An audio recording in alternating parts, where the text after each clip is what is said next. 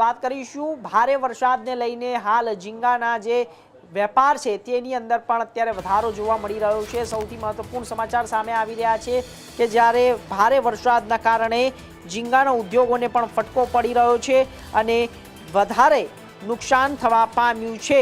1000 કરોડ સુધીના નુકસાનનો અંદાજ છે। હજારો ઝીંગા તળાવોના પ્રભાવિત થઈ રહ્યા છે। સરકાર પાસે સહાયો માંગી રહ્યા છે ખેડૂતો।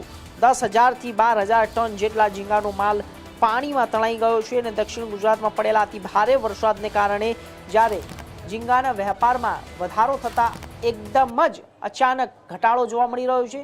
તેનું કારણ એક જ છે વરસાદના કારણે 1000 ટન જ્યારે આ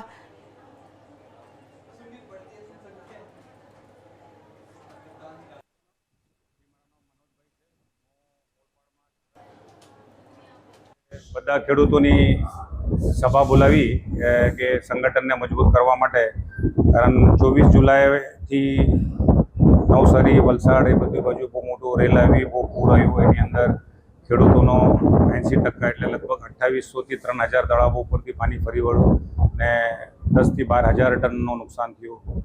ઓલપાડમાં 27-28 તારીખે કીમ નદીનો જે પૂર આવ્યું એની અંદર 70-80 તળાવ ધોવાઈ ગયા, 700-800 ટન માલ ખાડીમાં તણાઈ ગયો।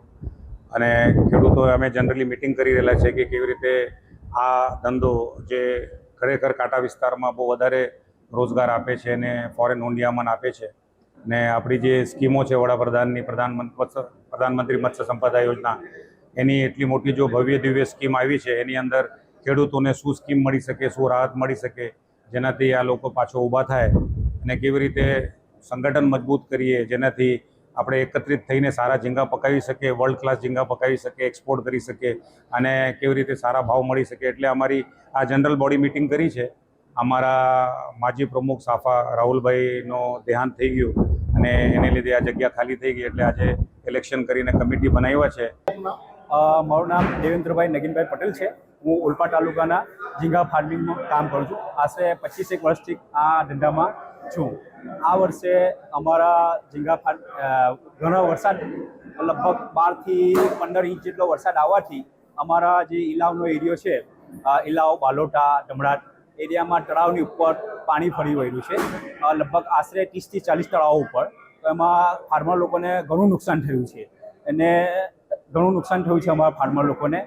અને તેની સાથે અત્યારે રેટમાં બી બાયર લોકો ડિમાન્ડ ઓછી હોવાની એવું જણાવી રેટ પણ અમને પૂરતો મળતો નથી અને વત્તા એની સામે અમારા ખોરાકના, બચ્ચાના, દવાના આ બધા ભાવો, લેબરના બધાના ભાવો દર વર્ષે વધતા જાય છે અને એને પ્રમાણે અમારું નફાનું ધોરણ ઘટતું જાય છે અને અમારા ફાર્મરની સ્થિતિ, આર્થિક સ્થિતિ થોડી નબળી બનતી જાય છે। એના માટે કંઈક સરકાર અમને કંઈ પ્રોત્સાહન આપે એવું મારું કહેવું છે સરકારશ્રીને।